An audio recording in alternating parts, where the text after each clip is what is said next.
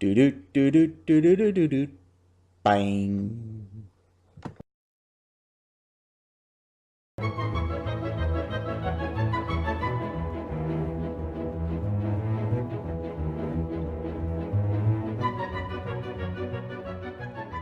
Hello, hello, hello, and welcome, Blood Bowl fans! I am Dr. Carnivian, and this is Rufus. And you're watching the Diabolical Sports Desk, where 2 men enter, 1 man leaves. Well, it's a new year, and January has gotten off to a bang with 2 outstanding Blood Bowl events. On January 5th at Drop Site Games, 16 teams dared to play within the shadow of the house on Blackbark Ridge. Many were felled by the sickle of the beast, who would appear out of nowhere to strike unsuspecting players before fading back into the mist from whence he came. Many more players would draw too close to the house and become infected by its corruption, becoming more agitated and frenzied as the tournament went on until in the final rounds they had completely succumbed to madness and began even attacking their own teammates. Oh yes, fun times. The dwarf teams had a pretty good day atop the ridge, but Clay's Underminers ruled over all, winning the tournament championship. Florida Man's Road Warriors came in second and won the trophy for most touchdowns with 6 total for the day. Coming in third were my own Happy Toys, who killed 16 players and won the award for most casualties, which apparently made me piss myself in sheer joy. Where none else would dare, Robert Peralta brought an ogre team and won the Stunty Cup. Yes, he always seems to excel at Carnivian brand events, just not quite enough. Eric Nyberger won the trophy for best defense, with his border town burning bombers not allowing a single touchdown in all 4 games. And finally, the Allen Man Memorial Fan Favorite Award went to the Popo, Howard Adams. 2 weeks later, 5 Central Florida coaches would make the trek down I-95 to face off against 5 Miami area coaches in the Silver Dragon Cup. The War of Northern Florida Aggression was a fiercely contested affair, fought at the beer-laden battlefield of the Silver Dragon Tavern. But the South Floridians came out on top in the end, with Joseph Abel and his Carrick Angor Slavers winning the tournament trophy. And the Miami crowd also beat back the invaders in total combined points. But the Central Florida crowd are ever vigilant when it comes to walking away with their bling, and most of the tertiary trophies for the event were snatched up by 4 out of the 5 visiting coaches. By the way, if anyone has seen this NAF pin, please return it to the Florida Man. Ken Parks and his Silver Skates Amazon team had a strong showing, picking up the trophy for 2nd place. John Alberto made it to the top table, but ended up having to settle for most touchdowns, with the Ratmen scrambling for 7 total scores for the day. The somewhat inebriated Skaven coach remarked that the 3rd game went astray when his gutter runner, quote, got tripped by a hobgoblin, unquote.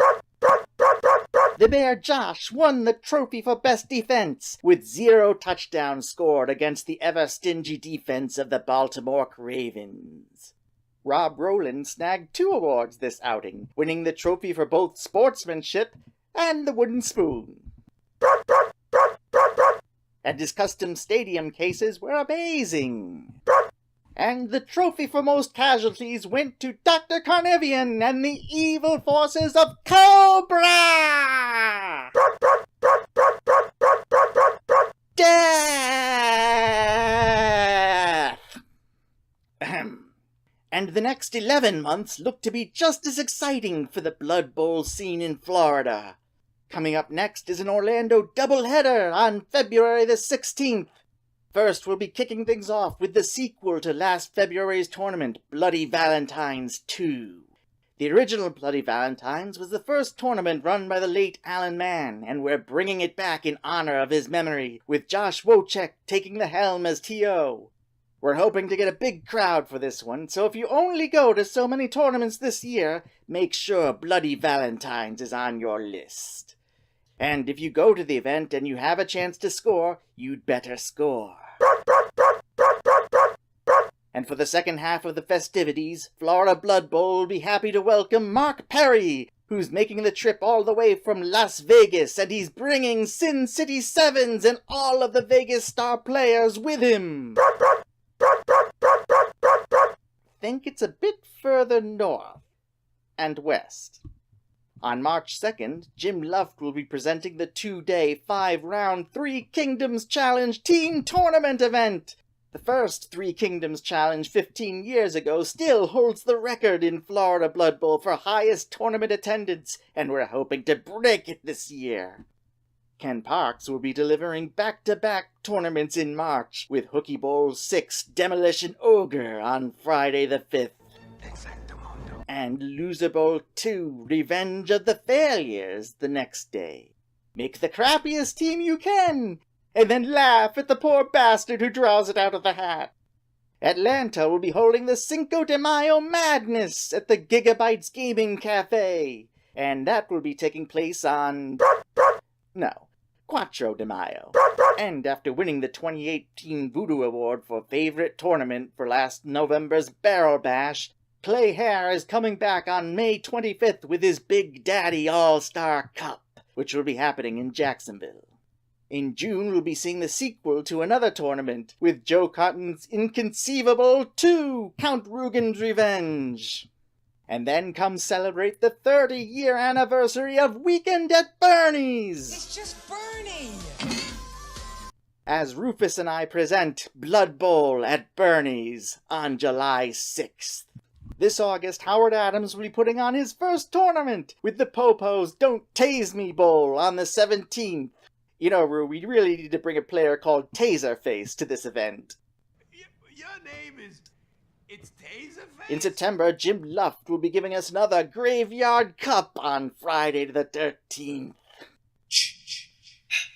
There'll be more Blood Bowl again this year at the Orlando area's big Crucible Gaming Convention in October, with Orktoberfest 5 Clan Champions taking place as a 2-day event on the 12th and 13th. Jim says it might be the last Oktoberfest, but I say, damn orcs never know when to quit. Nothing's currently scheduled for November, but I think we might be seeing another Barrel Bash or Red Solo Cup, maybe even both. And 2019 finishes up with back-to-back tournaments in Jacksonville. 2018 was the year for games based on Kurt Russell movies, and this year is going to be the year of games based on movies celebrating an anniversary. So on December 13th, I'll be bringing you Hooky Bowl 7, The Black Hole. You shouldn't have done that. Based on the first ever PG-rated Disney movie that will be turning 40 this December. Naturally.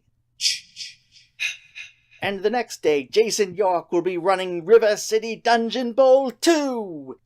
I don't know how he's going to top the swag from last year, but I certainly wouldn't bet against him. Whatever the case, if it's anything like last year, there'll be a big crowd of people eager to come and play more Dungeon Bowl. And John Alberto. And there you have it, folks. 2019 in a nutshell. See you on the Florida tournament circuit, Blood Bowl fans.